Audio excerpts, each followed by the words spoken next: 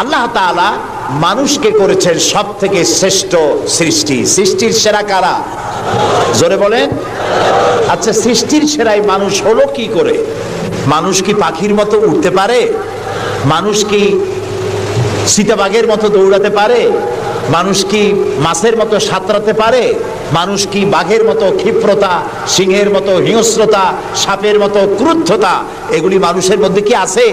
নাই। তাহলে মানুষ সৃষ্টির সেরা হলো কিভাবে বলতে পারেন? সৃষ্টির সেরা হয়েছে তার জ্ঞানের কারণে। আল্লাহ তাআলা চাঁদ সূর্যকে যেভাবে বাধ্য করেছেন তার হুকুম মানার জন্য, আমাদেরকে আল্লাহ তাআলা এভাবে হুকুম মানতে বাধ্য করেন নাই। কোরআন শরীফে আল্লাহ তাআলা বলেছেন, ওয়ালাকাদ কাররামনা বনি আদম। আল্লাহ তাআলা বলেন, আদম সন্তানকে আমি সম্মানিত করেছি। চাঁদ, সূর্য, গ্রহ, নক্ষত্র, সৌররাজি, নবমণ্ডল, ভূমণ্ডল সব কিছু আল্লাহর আইন মানতে বাধ্য না বাধ্য নয়? আল্লাহ তাআলা কোরআনে কারীমে বলেছেন, আফাগায়রা দীনিল্লাহি ইয়াবগুন ওয়া লাহু আসলামা মান ফিস সামাওয়াতি ওয়াল আরদি তাওআন ওয়া কারহা। আফাগায়রা দীনিল্লাহি ইয়াবগুন, তোমরা কি আল্লাহর দেওয়া জীবন ব্যবস্থাকে ছেড়ে দিয়ে অন্যের তৈরি করা মতবাদ গ্রহণ করতে চাও? ওয়ালাহু আসলামা মান ফিস সামাওয়াতি ওয়াল, অথচ আকাশে যা আছে, জমিনে যা আছে সব কিছু তার আনুগত্যের মস্তককে আমার সামনে নত করে দিয়েছে। সুবহানাল্লাহ। চাঁদ এবং সূর্য, সূর্যের কোনো ক্ষমতা নাই। রাত এখন বাংলাদেশে 8:40। রাত, সূর্যের কোনো ক্ষমতা নাই এখন বাংলাদেশে সে উদিত হয়। রাতের অধিকারকে সূর্য ক্ষুণ্ণ করতে পারে না, সূর্যের অধিকারকে চন্দ্র ক্ষুণ্ণ করতে পারে না। লাশ-শামসু ইয়ামবাগি লাহা আন তুদরিকাল কামারা ওয়ালাল লাইলু সাবিকুন নাহার ওয়া কুল্লুন ফি ফালাকিন ইয়াসবাহুন। আকাশে জমিনে যা কিছু আছে সব আল্লাহর হুকুম মেনে চলছে, কেউ কাউকে অতিক্রম করতে পারে না। তাহলে আমরা বুঝলাম চাঁদ সূর্য হুকুম মানে কার? জোরে বলেন। এই যে গাছগুলি, চতুর্দিকে যত গাছপালা আপনারা দেখতে পান, সুবরি গাছে নারকেল হবে না, নারকেল গাছে তাল হবে না, বেল গাছে জাম হবে না, আম গাছে লিচু হবে না। ওয়ালান তাজিদা লিসুন্নাতিল্লাহি তাবদীলা। আল্লাহ তাআলা বলছেন, আমার লব, নেচার, প্রকৃতির আইনের ভেতরে কোনো পরিবর্তন হবে না। আমার আইন তারা মানতে বাধ্য। কেবলমাত্র মানুষ, কেবলমাত্র মানুষ। আমি তোমাদেরকে সম্মানিত করেছি, সেই জন্য আমি তোমাকে আইন মানতে বাধ্য করি নাই। কোরআন শরীফে আল্লাহ পাক বলছেন, ইচ্ছে করলে কুফরি করতে পারো, ইচ্ছে করলে ঈমান আনতে পারো, ইচ্ছে করলে মুমিন হতে পারো, ইচ্ছা করলে কুফরিও করতে পারো। এটা তোমার ইচ্ছার উপরে ছেড়ে দিয়েছে। কারণ কাত্তাবাইয়ানার রুশদু মিনাল গাই, হক আর বাতিল দুইটাকে আমি আলাদা করে দেখিয়ে দিয়েছি। আসহাবুল ইয়ামিন, আসহাবুশ শিমাল, ডানপন্থী আর বামপন্থী দুইটা দল আমি দেখাই দিয়েছি। ডান দিকে, আর এটা বোঝার জন্য বিবেক দিয়েছি। কি দিয়েছি বলেন? বিবেক। বিবেক আছে আমাদের? আছে কিনা? বিবেক দিয়েছি বোঝার জন্য। ডান দিকে যারা যাবে, এই ডান দিকের নেতৃত্ব দিবে নবীরা, আর নবীরা ডানপন্থীদেরকে সাথে নিয়ে চলে যাবে কোথায়? আল্লাহর জান্নাতে। আর যারা বামপন্থী তাদের নেতৃত্ব দেবে শয়তান। কে দেবে নেতৃত্ব? আমি বুঝি না মুসলমানেরা কেমনে বামপন্থী হয়। আমাদের দেশে কিছু মুসলমান আছে, নামধারী, নাম মুসলমানের, কিন্তু নিজেদের পরিচয় দেয় তারা বামপন্থী। আছেন এরকম? এই সমস্ত বামপন্থীদের নেতৃত্ব দিবে শয়তান, আর এদেরকে নিয়ে শয়তান তাদেরকে নিয়ে যাবে কোথায়? আল্লাহ তাআলা বলছেন, কাত্তাবাইয়ানার রুশদু মিনাল গাই, হক এবং বাতিলকে আলাদা করে আমি ভাগ করে দুটি পথকে দেখিয়ে দিয়েছি। এখন তোমার ইচ্ছা আমার উপর ঈমান আনতেও পারো, আর যদি ইচ্ছা হয় আমার সাথে কুফরিও করতে পারো। যেহেতু তুমি গাছ না, সূর্য না, চন্দ্র না, তুমি মানুষ, আমি তোমাকে সম্মান দিয়েছি, সেজন্য তোমার এখতিয়ারে ছেড়ে দিয়েছি, আর বিবেকও দিয়েছি। এই বিবেক দিয়ে তুমি বুঝতে পারবা পথ কোনটা। আল্লাহ বলছেন, আমার দায়িত্ব হলো ওয়া আলাল্লাহি কাসদুস সাবিল, সোজা রাস্তা বলে দেওয়ার দায়িত্ব আমার। সুবহানাল্লাহ। আমি বলে দিয়েছি সোজা রাস্তা কোনটি। আল্লাহ তাআলা বলেন সূরা ইব্রাহিমের মধ্যে, আলিফ লাম রা কিতাবুন আনজালনাহু ইলাইকা লিতুখরিজান নাসা মিনাজ-জুলুমাতি ইলান নূর। আল্লাহ তাআলা বলেন, হে নবী, আমি আপনার উপর একখানা কিতাব অবতীর্ণ করলাম। এটা একটি কিতাব নাজিল করলাম এই জন্য, লিতুখরিজান নাসা মিনাজ-জুলুমাতি ইলান নূর, যাতে করে আপনি মানব মণ্ডলীকে অন্ধকার সমূহ থেকে আলোর দিকে নিয়ে আসতে পারেন। লক্ষ্য করুন কথা আল্লাহ, আমি কার কথা শোনাচ্ছি? অন্ধকার সমূহ থেকে আলোর দিকে নিয়ে আসতে পারেন। ওলামারা যারা আলেম তারা বুঝবেন, কোরআন শরীফে আল্লাহ তাআলা অন্ধকারের কথা যত জায়গায় বলেছেন বহু বচনে বলেছেন, এক বচনে বলেন নাই। আর আলোর কথা যখন বলেছেন তখন এক বচনে বলেছেন, বহু বচনে বলেন নাই। নূরের বহু বচন হলো আনোয়ার, এই শব্দটি কোরআন শরীফের মধ্যে নাই। আল্লাহ এখানে কি বলছেন? আমি আপনার উপরে কিতাব অবতীর্ণ করলাম এই জন্য যাতে করে আপনি মানব মণ্ডলীকে অন্ধকার সমূহ থেকে আলোর দিকে আনতে পারেন। অন্ধকার সমূহ কি? অন্ধকার সমূহ হচ্ছে মানব রচিত যত মতবাদ, এ সবগুলো কি বলেন সবাই? অন্ধকার। আর ইসলাম হলো আলো। অন্ধকারের অনেক রূপ হয়, আলোর রূপ হয় মাত্র, বলেন কয়টা হয়?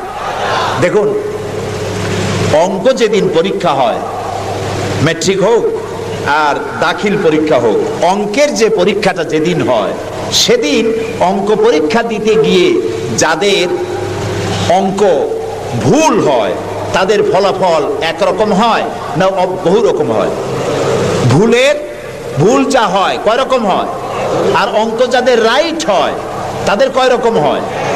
একরকম। তাহলে এর দ্বারা কি বোঝা যায়? সত্যের রূপ একটা আর ভুলের রূপ অনেকগুলো। এই জন্য আলোর রূপ একটা, অন্ধকারের রূপ অনেক।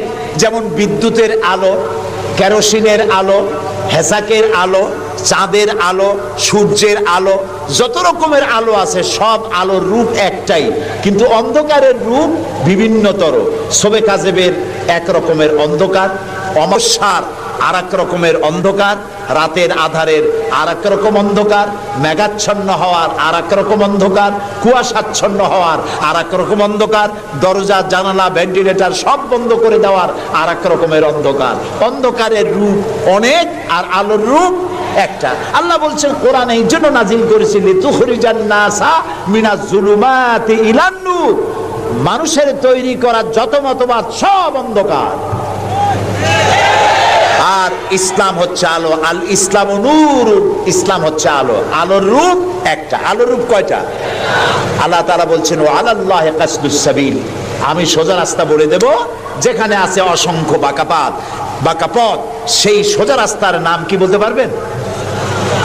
মাশাআল্লাহ, আপনারা সবাই বলতে পেরেছেন। সেই ইসলাম, সেই পথের নাম ইসলাম। এই ইসলামের পথ প্রদর্শক ছিলেন আল্লাহর নবীরা। দুনিয়ায় যত নবী আল্লাহ পাঠিয়েছেন সমস্ত নবীরা হচ্ছেন ইসলামের পথ প্রদর্শক। কিন্তু বইপত্রে অনেক সময় একটা কথা ভুল লেখে, তারা লেখে মুহাম্মদ সাল্লাল্লাহু আলাইহি ওয়াসাল্লাম ইসলাম ধর্মের প্রবর্তক। এটি একটি ভুল কথা। প্রবর্তক অর্থাৎ যিনি শুরু করেন, যিনি যে জিনিসটা চালু করেন তিনি ওইটার প্রবর্তক হন।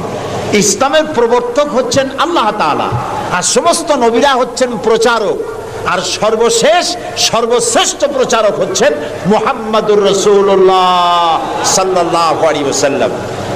আল্লাহ রাব্বুল আলামিন তাকে পৃথিবীতে পাঠালেন ইসলাম প্রচার, প্রসার, প্রতিষ্ঠা এই কাজের জন্য। আল্লাহ তাআলা তাকে পাঠালেন এবং তাকে সর্বাধিক মর্যাদা দিলেন। এত বড় মর্যাদা আল্লাহ তাআলা পৃথিবীতে আর কারো দেন নাই। সুবহানাল্লাহ। কোরআনে কারীমের মধ্যে আমরা দেখতে পাই আল্লাহ রাব্বুল আলামিন যখনই কোন নবীকে ডাকার দরকার বোধ করেছেন তিনি নাম ধরে ধরে ডেকেছেন। তিনি বলেছেন, ইয়া আদম, ইয়া জাকারিয়া, ইয়া ইব্রাহিম, ইয়া ঈসা, ইয়া মূসা। গোটা কোরআন শরীফ তন্ন তন্ন করে যদি তালাশ করা যায়, কোরআন শরীফের ভিতরে কোথাও ইয়া মুহাম্মদ এই শব্দটি, এই বাক্যটি কোথাও পাওয়া যাবে না। আল্লাহ তাআলা তার রাসূলকে মুহাম্মদ সাল্লাল্লাহু আলাইহি সাল্লামকে কোরআনে কারিমে কোথাও নাম ধরে ডাকেন নাই। কেন ডাকেন নাই? তাকে মর্যাদা দিয়েছেন। সুবহানাল্লাহ বলুন। আল্লাহ রাব্বুল আলামিন নিজে তো নাম ধরে ডাকেনি নাই, বরং কোরআনে কারিমে আল্লাহ রাব্বুল আলামিন বলেছেন, ও পৃথিবীর মানুষেরা, আমার নবীকে তোমরাও যেন পরস্পরকে যেভাবে নাম ধরে ডাকাডাকি করো, আমার নবীকে তোমরা সেভাবে নাম ধরে ডাকবে না। আল্লাহ নিষেধ করে দিয়েছেন। কোরআনে কারীমের মধ্যে আল্লাহ তাআলা তাকে নাম ধরে ডাকেন নাই এবং তার মর্যাদা সমস্ত নবীদের চাইতে বেশি দিয়েছেন। পৃথিবীতে যত নবী এলেন, সমস্ত নবীরা এসেছেন যার যার এলাকার উপরে ভিত্তি করে, ভাষার উপরে ভিত্তি করে, গোত্রের উপরে ভিত্তি করে। মুহাম্মদ সাল্লাল্লাহু আলাইহি সাল্লাম শুধু আরবি ভাষাভাষীদের নবী ছিলেন না, শুধুমাত্র মক্কার এবং মদিনার নবী ছিলেন না, তিনি বিশ্ব নবী। বলুন তো কি নবী? আল্লাহ রাব্বুল আলামিন কোরআনে কারীমের মধ্যে বলেছেন, বুলিয়া আইয়ুহান নাসু ইন্নী রাসূলুল্লাহি ইলাইকুম জামিআ। আল্লাহ তাআলা বলেন, হে নবী আপনি বলুন, ও পৃথিবীর মানব মণ্ডলী, আমি আল্লাহর পক্ষ থেকে তোমাদের সকলের জন্য আমি রাসূল হয়ে এসেছি। কিয়ামত পর্যন্ত এই পৃথিবীতে যত মানুষ আসবে সমস্ত মানুষের জন্য। রাসূল বলেছেন শুধু মানুষের জিন নয়, আল্লাহর সমস্ত সৃষ্টি জগতের জন্য আল্লাহ তাআলা আমাকে রাসূল করে পাঠিয়েছেন। সুবহানাল্লাহ। নবী করিম সাল্লাল্লাহু আলাইহি সাল্লাম পৃথিবীতে এলেন এবং আল্লাহ তাআলা তাকে এই সম্মান দিয়ে, মর্যাদা দিয়ে পৃথিবীতে কেন পাঠালেন? সূরা ফাতহার মধ্যে আল্লাহ তাআলা বলছেন, هو الذي أرسل رسوله بالهدى ودين الحق ليظهره على الدين كله وكفى بالله شهيدا। আল্লাহ তাআলা বলেন যে তিনি আল্লাহ, যিনি তার রাসূলকে দ্বীনে হক আর সত্যের বিধান সহকারে পৃথিবীতে পাঠিয়েছেন। কেন? লিইউযহিরাহু আলা দ্বীনি কুল্লিহি, যাতে করে তিনি মানুষের তৈরি করা সকল মতবাদের উপরে ইসলামকে বিজয়ী করে দিতে পারেন। এই জন্য আল্লাহ তাআলা রাসূলকে এই পৃথিবীতে পাঠিয়েছেন। সুবহানাল্লাহ।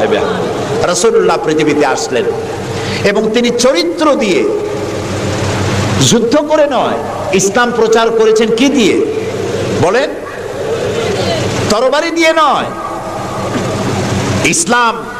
ইসলাম মানে শান্তি, শান্তির ধর্ম। ইসলাম কিসের ধর্ম?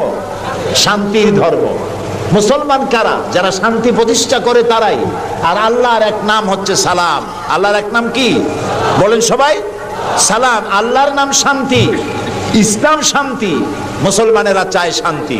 সেই শান্তি প্রতিষ্ঠার জন্য মুহাম্মদ সাল্লাল্লাহু আলাইহি সাল্লাম তরবারি দিয়ে ইসলাম আনেন নাই, তিনি ইসলাম এনেছেন তার অনুপম চরিত্র মাধুর্য দিয়ে, ব্যবহার দিয়ে, দিন প্রচার করে তার মাধ্যমে জনগণকে ইসলামের মধ্যে এনেছেন।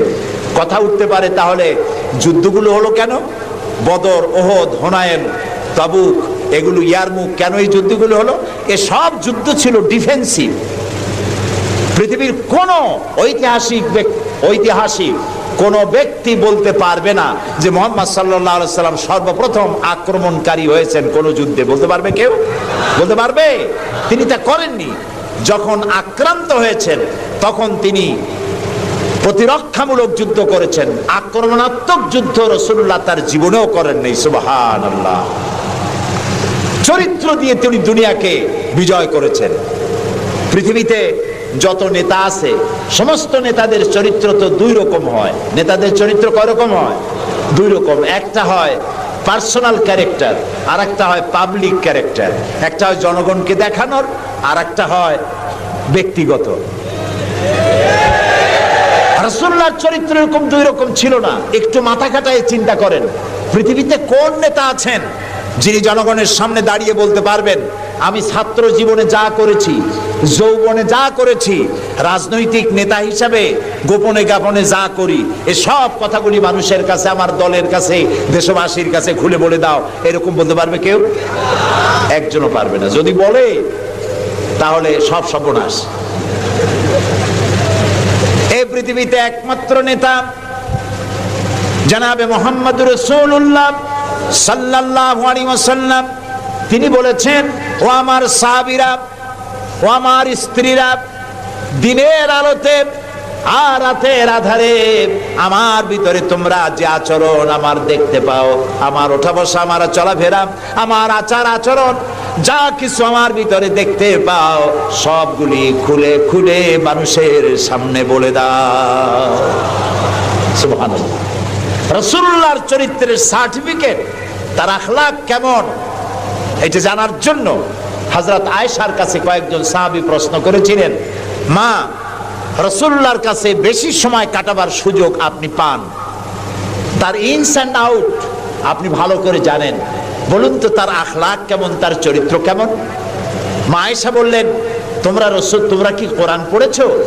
বললেন, হ্যাঁ কোরআন পড়েছি। কোরআন কি বোঝো? হ্যাঁ কোরআন বুঝি। হযরত আয়েশা বলেন, কোরআন যদি পড়ে থাকো, কোরআন যদি বুঝে থাকো, রাসূলের চরিত্র আমার কাছে জানার কোনো দরকার নাই। যেটা কোরআন তোমরা পড়েছো, কোরআনের বাস্তব নমুনা যদি দেখতে চাও, আল্লাহর নবীর দিকে তাকায়া দেখো। তার চরিত্র হলো কোরআন। রাসূলুল্লাহর চরিত্র কি? কোরআন। রাসূলুল্লাহর নবুয়তের 23 বছরের জীবনে যা আছে 30 পারা কোরআনে তাই আছে। 30 পারা কোরআনে যা আছে রাসূলুল্লাহর 23 বছরের নবুয়তের জীবনে তাই আছে। বড় করে বলেন সুবহানাল্লাহ। এই ছিল রাসূলের জীবন। তার চরিত্র সম্পর্কে আল্লাহ তাআলা বলছেন, ওয়া ইন্নাকা লাআলা খুলুকিন আযীম। হে নবী, আপনি উন্নত চরিত্রের উপরে প্রতিষ্ঠিত। আল্লাহ বলতেছেন। কে বলতেছেন? আল্লাহ বলতেছেন আপনি উন্নত চরিত্রের উপরে প্রতিষ্ঠিত। সুবহানাল্লাহ। এবং আমাদেরকে বলা হচ্ছে, আমাদেরকে, কাদেরকে? সারা দুনিয়ার মুসলমানদেরকে বলা হচ্ছে, লাকাদ কানা লাকুম ফি রাসূলিল্লাহি উসওয়াতুন হাসানা। গ্রহণযোগ্য মহত্তম আদর্শ তোমাদের জন্য আদর্শ রয়েছে তোমাদের রাসূলের মধ্যে। আমরা উল্টা কাজ করি।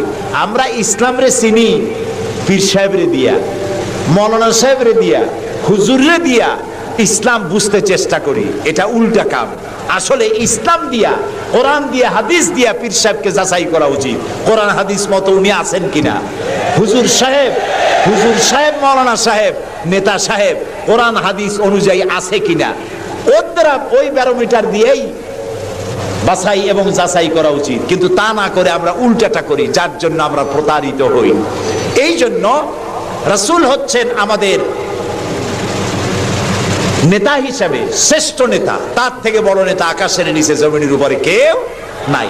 তাকেই গ্রহণ করতে হবে। দেখুন, চরিত্রের উন্নত সার্টিফিকেট দিতে পারে একজন পুরুষের জন্য। কে দিতে পারে?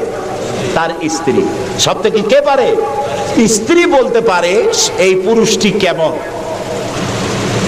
আর একজন স্ত্রী তার স্বামীর জন্য সব করতে পারে, জীবনটাও বিলাই দিতে পারে, কিন্তু সহজে স্বামীর বিশ্বাস সেটার উপরে ঈমান আনা এটি সহজ কথা নয়। যত পীর সাহেবরা আছেন বাইরে মুরিদ বানাতে আসেন, জিজ্ঞেস করা উচিত, হুজুর আপনার বউ আপনার কাছে মুরিদ হয়েছে কিনা?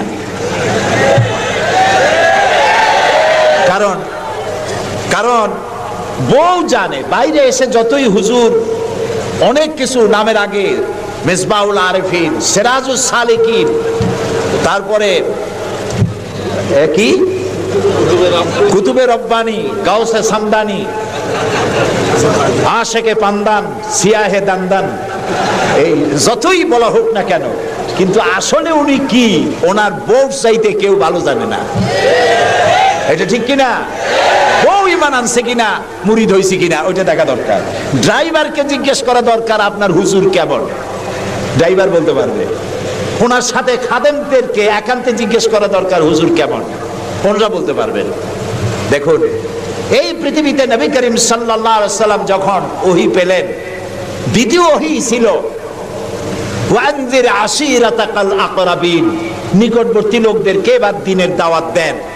এই সর্বপ্রথম দাওয়াতের জন্য আল্লাহ তাআলা বললেন, আল্লাহর প্রতি, জাহান্নামের প্রতি ভয় দেখান, সতর্ক করুন মানুষদেরকে। সর্বপ্রথম তিনি মনে করলেন নিকটবর্তীদেরকে দাওয়াত দিতে আল্লাহ বলেছেন আগে। তামার নিকটবর্তী খাদিজার চাইতে তো কেউ নাই। খাদিজার কাছে গিয়েই রাসূলুল্লাহ দাওয়াত দিলেন। দাওয়াতটা কি? বললেন, খাদিজা এই যে চোখে দেখা লাত, মানাত, উজ্জা, হুবাল, এর একটাও খোদা না, এগুলো বেহুদা। এগুলা কিছু বানাইতে পারে না, কেউ সাহায্য করতে পারে না, এমনকি নিজেকেও বিপদ থেকে রক্ষা করার কোনো শক্তি ওদের নাই। এক অদেখা আল্লাহ আছেন, যিনি ছাড়া কোনো ইলাহ নাই। তোমাকে আমাকে তিনিই সৃষ্টি করেছেন, তাকে আল্লাহ হিসাবে মানো, যারা দেখা যায় না। আর আমি সেই আল্লাহর শেষ নবী, আমাকে নবী হিসাবে মানো। কত বড় কঠিন কথা, কত বড় কঠিন কথা। প্রিয় ভাই সব, পর্দার আড়ালের মা বোনেরা, লক্ষ্য করুন, হযরতে খাদিজাতুল কুবরা রাদিয়াল্লাহু তাআলা আনহা 40 বছরের বয়সের সময় মুহাম্মদ সাল্লাল্লাহু আলাইহি সাল্লামকে বিয়ে করেছিলেন। তখন তার বয়স 25 বছর। আর আজ 40 বছর বয়সে নবীজি নবুয়ত পেয়েছেন, 15টি বছর সময় পেয়েছেন রাসূলকে কাছে থেকে দেখার। হযরতে খাদিজা যখনই দ্বীনের দাওয়াত পেলেন, অদেখা আল্লাহকে বিশ্বাস করতে হবে, মুহাম্মদ সাল্লাল্লাহু আলাইহি সাল্লামের নবুয়ত মানতে হবে, এই প্রশ্ন যখন সামনে এলো, হযরতে খাদিজা কোনো প্রশ্ন তোলেন নাই, এক মুহূর্ত দেরিও করেন নাই, সঙ্গে সঙ্গে পড়ে নিয়েছেন লা ইলাহা ইল্লাল্লাহু মুহাম্মাদুর রাসূলুল্লাহ। হযরত খাদিজা বললেন আবুল কাসেম। তিনি মুহাম্মদ সাল্লাল্লাহু আলাইহি সাল্লামকে আবুল কাসেম বলে ডাকতেন, হে কাসেমের পিতা, হে কাসেমের পিতা। আমি ঈমান আনলাম আল্লাহর উপরে, যারে কোনোদিন দেখি নাই। আমি ঈমান আনলাম আপনার প্রতি, সেই আল্লাহর আপনি প্রেরিত রাসূল, নবী হিসেবে মেনে নিলাম। কারণ বিগত 15টি বছর আপনার সাথে থেকে আপনার মধ্যে যে আচরণ দেখেছি, এই আচরণ কোন সাধারণ মানুষের হতে পারে না। আপনি অবশ্যই আল্লাহর নবী, আমার কোনো সন্দেহ নাই। রাসূলুল্লাহ যা করেছেন, চারিত্রিক বিপ্লব করেছেন, তার কৈশোর, তার যৌবন ওই জনগণের মধ্যেই হয়েছে। আল্লাহ তাআলা সিরিয়া থেকে নবী এনে মক্কায় চাপায় দেন নাই, মিশর থেকে নবী এনে মক্কার উপরে চাপায় দেন নাই। ওই সমাজেই তিল তিল করে তিনি বড় হয়েছেন মানুষের মাঝে। আর মানুষেরা এক পর্যায়ে মুহাম্মদ এই নামটা ভুলেই গেল, তাকে ডাকা শুরু করলো আল আমিন বলে। সুবহানাল্লাহ, এটা নবুয়ত পাওয়ার অনেক আগে তাকে ডাকতো আল আমিন। বিপদে পড়লে বলতো চলো আল আমিনের কাছে যাই, ঝগড়া হলে বলতো চলো আল আমিনের কাছে যাই, আমানত রাখতে হবে চলো আল আমিনের কাছে যাই। তার নামই লোকেরা ভুলে গেল। এক পর্যায়ে নাম প্রচারিত হলো আল আমিন, মানে কি? বিশ্বাসী। তিনি নিজেকে তিল তিল করে গড়েছেন, আল্লাহ তাআলা গড়ে তুলেছেন তাকে। হযরতে খাদিজা তার প্রতি ঈমান আনলেন, রাসূলুল্লাহ দাওয়াত দিলেন তার বন্ধু, যার সাথে তার বন্ধুত্ব ছিল 20 বছরের, হযরতে সাইয়েদুনা আবু বকর রাদিয়াল্লাহু তাআলা আনহু, 20 বছরের বন্ধু। হযরত আবু বকরের কাছে রাসূলুল্লাহ যখন দাওয়াত দিলেন যে আমি আল্লাহর রাসূল, আমার উপর ঈমান আনো, এক আল্লাহর উপর ঈমান আনো, হযরত আবু বকরও এক মুহূর্ত দেরি করেন নাই, বলেছেন আপনি অবশ্যই আল্লাহর নবী, আমার তো কোনো সন্দেহ নাই এর মধ্যে। সুবহানাল্লাহ। রাসূল পাক সাল্লাল্লাহু আলাইহি সাল্লাম এই মক্কি জিন্দেগিতে মানুষদেরকে তৈরি করলেন আল্লাহর ইচ্ছা মাফিক। তিনি দাওয়াত দিলেন একটি, তিনি বললেন ইয়া আইয়ুহান নাস কুলু লা ইলাহা ইল্লাল্লাহ তুফলিহু, হে মানব সকল পড়ো তোমরা লা ইলাহা ইল্লাল্লাহ, জোরে পড়েন লা ইলাহা ইল্লাল্লাহ, লা ইলাহা ইল্লাল্লাহ। একথা ঘোষণা করে দাও, কোন ইলাহ নাই, কোন আইনদাতা নাই, বিধানদাতা নাই, শাসনকর্তা নাই, কেউ নাই ইল্লাল্লাহ, আল্লাহ ছাড়া। এই দাওয়াত যখন তিনি দিলেন, যেই সমাজের লোকেরা তাকে আলামিন বলতো, সেই লোকেরা ফুলের মালা নিয়ে দৌড়ে আসতো নাকি? তারা পাথর নিয়ে ছুটে এলো, কারণ তারা বুঝতো লা ইলাহা ইল্লাল্লাহর মানে কি। লা ইলাহা ইল্লাল্লাহর মানে শুধু কোন ইলাহ নাই আল্লাহ ছাড়া, মুহাম্মদ সাল্লাল্লাহু আলাইহি ওয়াসাল্লাম আল্লাহর প্রেরিত রাসূল, এই কথাটুকু যদি শুধু হইতো তাহলে মার খাওয়া লাগতো না। রাসূলুল্লাহ মার খান নাই, মুসা আলাইহিস সালাম মার খান নাই, ইব্রাহিম আলাইহিস সালাম খান নাই, এমন কোন নবী নাই। 3 জন নবী ছাড়া, কয়জন নবী ছাড়া? 3 জন নবী ছাড়া মার খান নাই, দেশান্তরিত হন নাই, গালিগালাজ শোনেন নাই, ঠাট্টা বিদ্রুপ শোনেন নাই, এমন কোন নবী নাই। কয়জন নবী বাদে? তিনজন। একজন কে? আদম আলাইহিস সালাম। সে সময় কোনো মানুষই নাই, কাজেই তারে বিরক্ত করবে কে?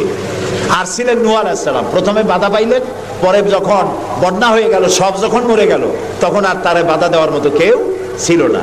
আর একজন ছিলেন হযরত সুলাইমান আলাইহিস সালাম।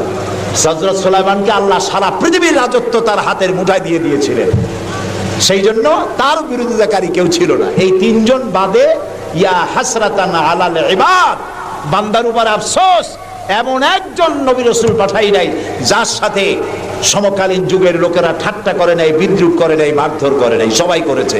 কারণটা কি? কারণ কি? কারণ হলো লা ইলাহা ইল্লাল্লাহর মতো বিপ্লবাত্মক রিভলিউশন সৃষ্টিকারী কথা আকাশের নিচে জমিনের উপরে আর নাই। মানে কি? মানে হচ্ছে লা ইলাহা, কোন ইলাহা নাই, কোন আইনদাতা নাই, কোন বিধানদাতা নাই, কোন শাসনকর্তা নাই, কোন হায়াত আর মওতের মালিক কেউ নাই ইল্লাল্লাহ, আল্লাহ ছাড়া। এটি বিপ্লব সৃষ্টিকারী কথা। এই কথা যখন হযরত মূসা আলাইহিস সালাম বলেছিলেন ফেরাউনের সামনে, ফেরাউন তখন বলল, মা আলিমতু লাকুম মিন ইলাহিন গায়রি, আমি তো জানি না যে আমি ছাড়া আরো কোনো ইলাহ আছে। তুমি এক নতুন দাওয়াত নিয়ে আসছো। আনা রাব্বুকুমুল আলা, আমি তো বড় খোদা, আমি তো বড় ইলাহ। আমি এই গত 6 তারিখে মিশর সফর করেছিলাম, আমার জীবনের প্রথম এই মিশর সফর। উদ্দেশ্য ছিল মূসা আলাইহিস সালামের দেশ দেখা, ফেরাউনের দেশ দেখা। সেখানে ফেরাউনকেও অবশেষে দেখে এলাম। ফেরাউন মরে গেছে, কিন্তু তার দেহটাকে আল্লাহ তাআলা রেখে দিয়েছেন। আল্লাহ তাআলা তারে বলেছিলেন, যে জায়গায় যে দরিয়ায় তাকে ডুবানো হয়েছে, সেই বাহার, সেই সমুদ্র দেখে এসেছি। যেখানে আল্লাহ তাআলা মূসা আলাইহিস সালামের সঙ্গে কথা বলেছেন, সে জায়গাও যাওয়ার তৌফিক আল্লাহ তাআলা দিয়েছেন, সে জায়গাও দেখে আসছে। ফেরাউন, তাকে দেখার জন্য মিউজিয়ামের মধ্যে ঢুকলাম। 40 পাউন্ড মিশরীয় মুদ্রা, 40 পাউন্ড লাগলো। এরপরে ওর লাশ দেখার জন্য আরো 70 পাউন্ড লাগবে। পয়সা খরচ করে এই শয়তানটারে দেখতে গেলাম।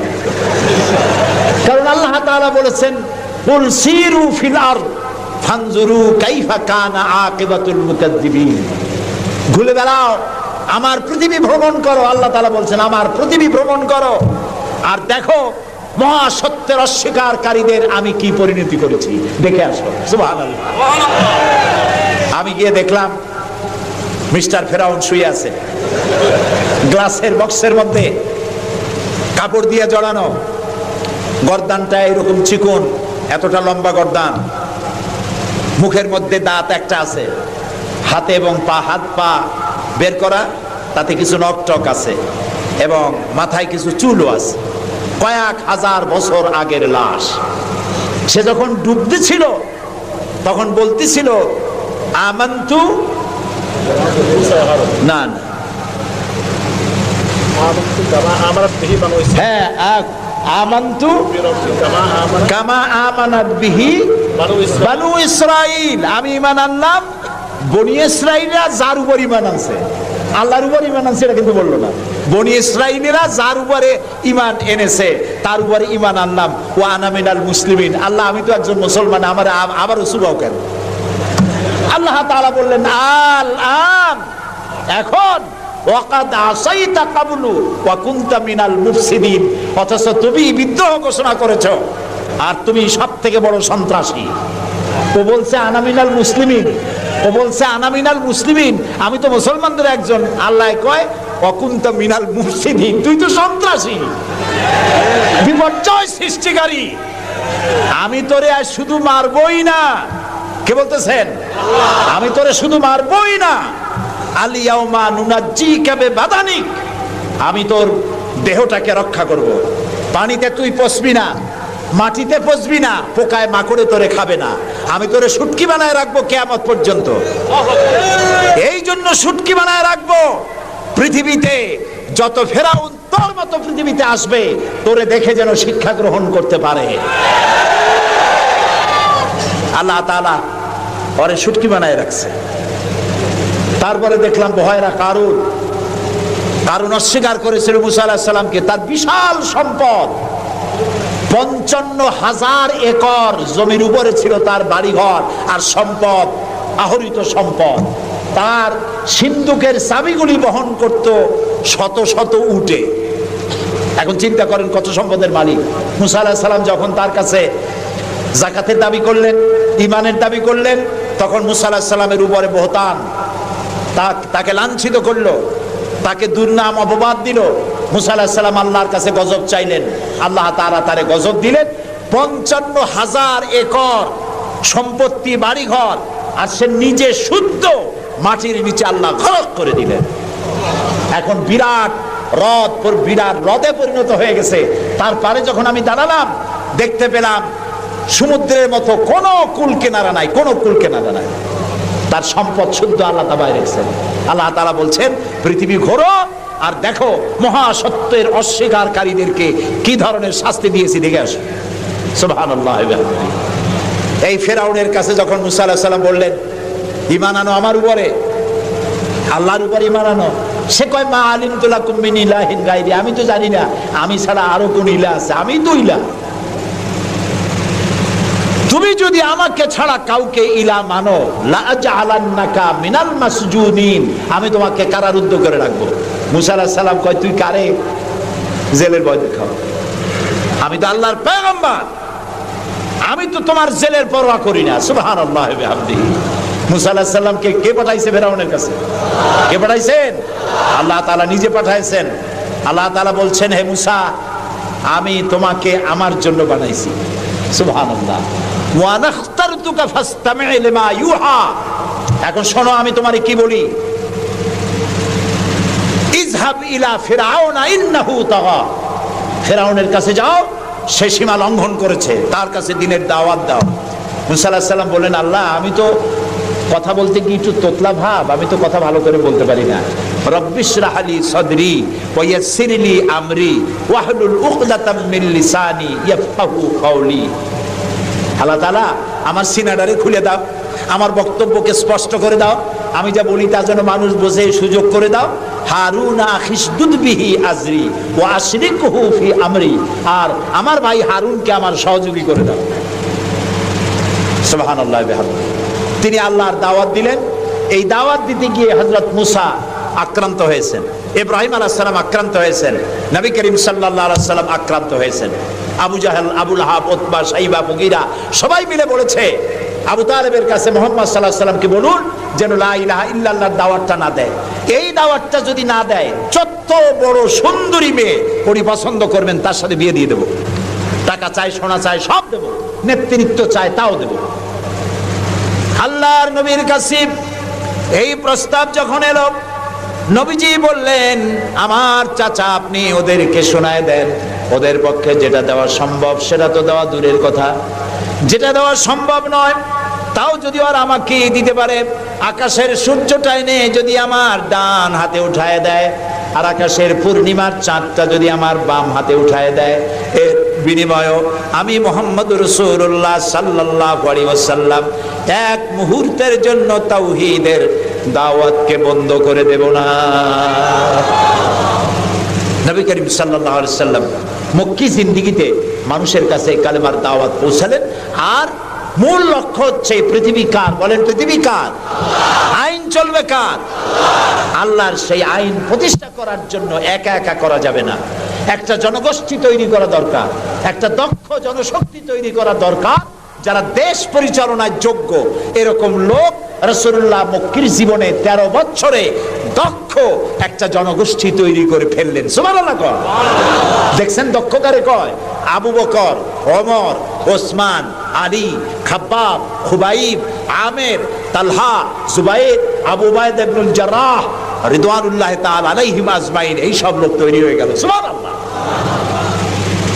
এই সব লোক তৈরি হয়ে যাওয়ার পর যে উদ্দেশ্যে রাসূলকে পাঠানো হয়েছিল সেই উদ্দেশ্য এখন কার্যকরী হচ্ছে। আমরা তো উল্টোপাল্টা কাম করি। 12ই রবিউল আউয়াল আসলেই পতাকা দিয়ে রাজধানী সাজাই। 12ই রবিউল আউয়াল আসলেই বিরাট একটা মিছিল, কোন একজন লোককে সামনে রাখা, তারপর একটা মিছিল শুরু হয়ে গেল। তোমপে লাখো সালাম, কতগুলা পতাকা নিয়ে লাখো সালাম দিলাম। হাজার হাজার গাড়ি নিলাম, লোকজন নিলাম, এরপরে এক জায়গায় বসে ইয়া নবী সালাম আলাইকা, ইয়া রাসূল সালাম আলাইকা, গরম গরম জিলাপি। রবিউল আউয়াল শেষ, রাসূলুল্লাহর মহব্বতও শেষ। বিশ্বাস করুন, এই সমস্ত জিনিস দিয়ে মূল টার্গেট থেকে মুসলমানদেরকে সরিয়ে দেওয়া হচ্ছে। আপনারা আমাকে জবাব দেন, যারা এই সব কাজ করে তারা বলে রাসূলুল্লাহর ভালোবাসায় করি। আপনি কি পারবেন রাসূলুল্লাহর লাখো সাহাবীদের মধ্যে একজন সাহাবীও রাসূলুল্লাহকে যে ভালোবাসা দিয়েছেন, পৃথিবীর সব মুসলমান একত্রিত হয়ে অতটা ভালোবাসা কেউ কি দিতে পারবে? পারবে? এবার বলেন, সাহাবীরা এরকম কোন মিছিল করেছেন রাসূলুল্লাহর জন্মদিনে? তার জন্মদিবস পালন করেছেন? করেন নাই। যেটা হাদিসে নাই আমরা তা করতে পারি না। যে মিলাদ এখন পড়া হয়, যে সিস্টেমে পড়ানো হয়, একত্রিত হয়ে ইয়া নবী সালাম আলাইকা, রাসূল সালাম আলাইকা, সাহাবীরা এরকম করেন নাই, তাবিঈনরা করেন নাই, তাবিঈনরা করেন নাই। মিলাদের এই সিস্টেম চালু হয়েছে রাসূলের ইন্তেকালের অন্তত 600 বছর পর। ফাইনা তাযহাবুন, কোথায় চলছি আমরা? রাসূলের মূল অনুষ্ঠান ছেড়ে দিয়ে, মূল কাজ ছেড়ে দিয়ে ভিন্ন পথে প্রবাহিত হচ্ছি। আমাদেরকে বিভিন্ন শব্দের মার প্যাচে সিরাতুন নবী করব না মিলাদুন নবী করব, মিলাদ পড়বো তো দাঁড়ায় পড়বো না বসে পড়বো, এই সমস্ত চক্করের মধ্যে ফালাই দিয়া টার্গেটে যাওয়ার পথের থেকে আমাদেরকে বাধাগ্রস্ত করা হচ্ছে।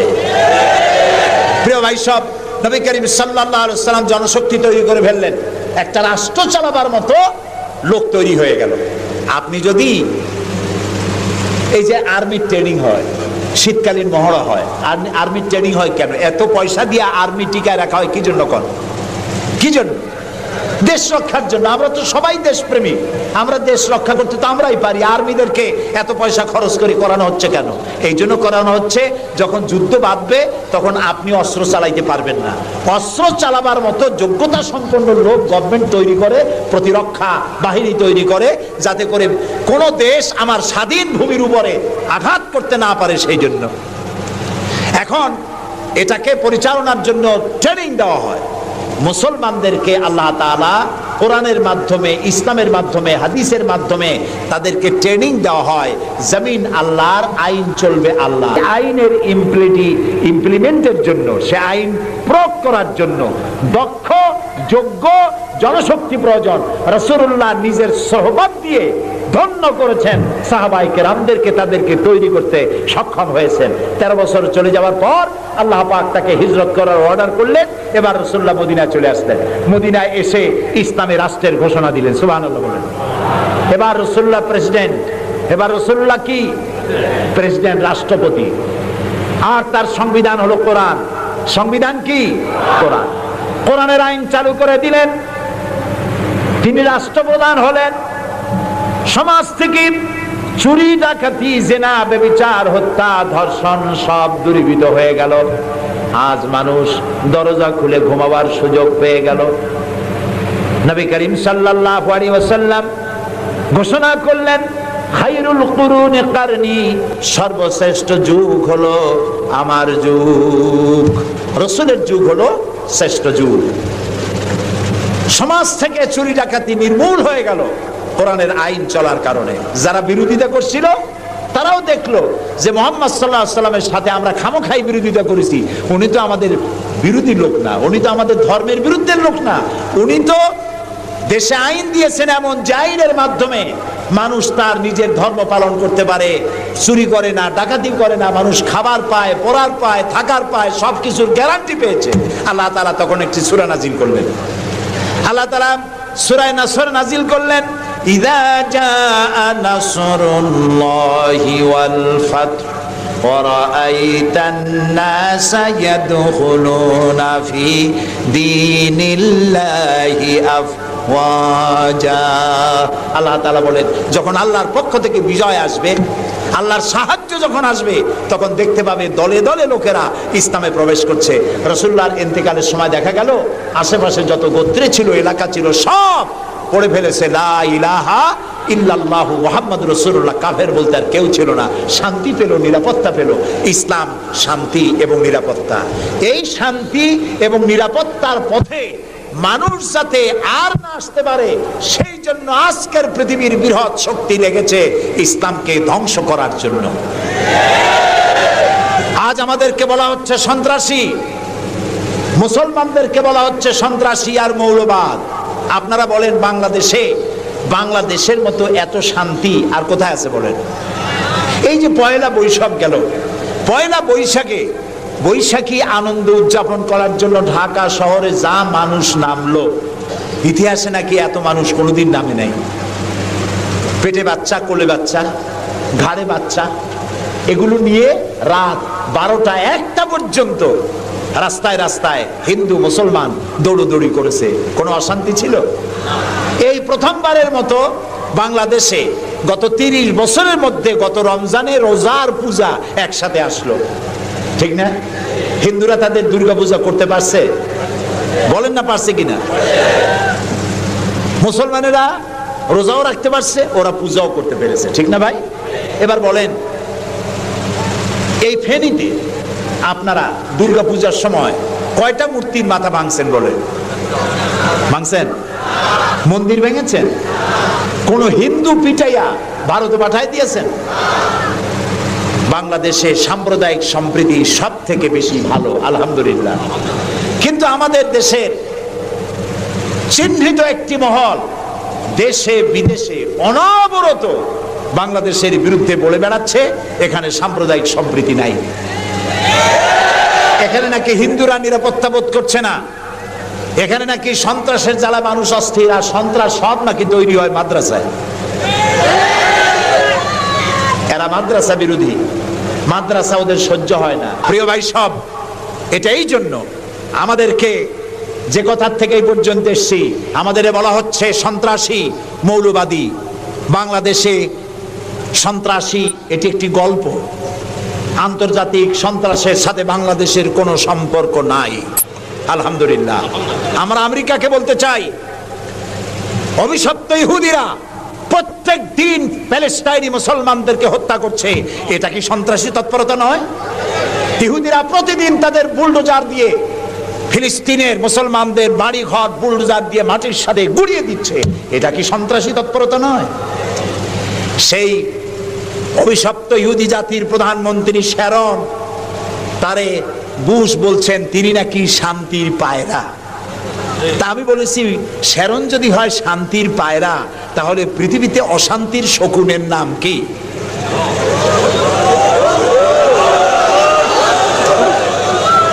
আপনাদের ফতোয়াই কার্যকরী হোক।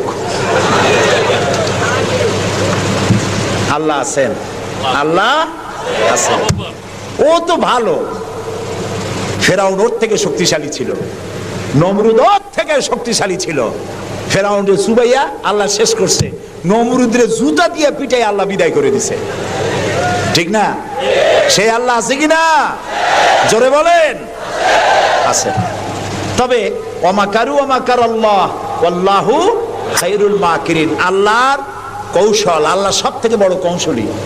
ও বলতেছে মুসলমান শেষ করে দেবে, কলে কলে সব শেষ করবে, মুসলমান ইসলামের রাষ্ট্র শেষ করে দেবে। আল্লাহ তাআলা তার ঘরের মধ্যে মুসা আলাইহিস সালামের মারার চেষ্টা করছিল না ফেরাউন? একটা পুরুষও বাঁচতে দেবে না, সব মেয়ে লোক জিন্দা রাখবো, মেয়ে লোক সব মেরে ফেলবো, এরকম বলছিল না? সেই জায়গায় আল্লাহ মুসারে বানাইছেন কিনা? লালিত পালিত করছেন কোথায়? ফেরাউনের ঘরের মধ্যে। যে বুশ দুনিয়া থেকে ইসলাম আর মুসলিমদেরকে মিটাতে চান, সেই বুশের ঘরের মধ্যে আল্লাহ তাআলা ইসলাম ঢুকাই দিছে। উনি লাগছেন ইসলাম রে শিকল কাটার জন্য, মেয়ে লোকরে মসজিদের ইমামতি করার জন্য। কারা কি করতেছে আমরা বুঝি, আমরা ভাত খাই। আমার জাতি মদ খাইয়া চোখ লাল করে না, আল্লাহর মেহেরবানি। তোমার জাতি করে। আমেরিকায় মেন্টাল হসপিটালে রুগী সব থেকে বেশি, পাগল বেশি দুনিয়ার সব জায়গায়। দুনিয়ার সবচাইতে বেশি পাগল কোন দেশে? আমেরিকায়। কারণ ওদের ব্রোকেন ফ্যামিলি, যৌথ পরিবার না, স্বামী স্ত্রী বিশ্বাস করে না, স্ত্রী স্বামীর বিশ্বাস করে না, বাপ ছেলের স্নেহ করে না, ছেলে মায়ের ভক্তি করে না। অশান্তির জ্বালায় মাথার চুল চতুর্দিক দিয়ে কাটিয়া মাথার উপরে তালপট্টির দ্বীপ বানায় রাখে। কেউ বা মাথার চুল ছোট ছোট করে কাটিয়া পিছনের দিকে বাসার নাম্বার, মোবাইল নাম্বার লিখে রাখে। আমি দেখে কইছি, শয়তানে যদি দেখে, শয়তান খালি কানবে আর বলবে যে আমি শয়তান হয়েছিলাম কি কাজে। এইটা তো খারাপ শয়তান। শান্তি নাই, অশান্তির দাবানল জ্বলছে গোটা আমেরিকা জুড়ে। ওরা মুসলমানদের ঐতিহ্য ধ্বংস করার জন্য একটা কোথার থেকে শয়তান মহিলা এনে মসজিদের ইমামতি করেছে। আর ওর পেছনে যারা নামাজ পড়ছে সেগুলো সব বেনামাজি, কোনো নামাজি না। আর যিনি ইমামতি করেছেন পত্রিকা এসেছে তার নাকি স্বামী ছাড়াই একটা বাচ্চা হয়েছে। এই হলো ইমাম। যে জাতের ইমাম সেই জাতের মুয়াজ্জিন, সেই জাতের মুক্তাদি। প্রিয় ভাই সব, 9/11 পরে ওই জাতির মধ্যে চিন্তা হয়েছিল যে মুসলমানেরা নাকি বোমা মারে সব জায়গায়। পত্রপত্রিকা আসছে মুসলমানরা বোমা মারছে। তো মুসলমানরা এই আধুনিক বোমা বানাবার শক্তি পায় কোথায়? নিশ্চয়ই কোরআন শরীফ আছে। এই কোরআন শরীফ পড়া শুরু করলো। কোরআন শরীফ পড়িয়া তারা দেখতে পেল যে এর মধ্যে তো বোমা বানাবার কথা নাই, বরং সন্ত্রাসের বিরুদ্ধে বক্তব্য আছে। সন্ত্রাসীদের কি শাস্তি হবে তাও সূরা মায়েদার মধ্যে আল্লাহ বলে দিয়েছেন।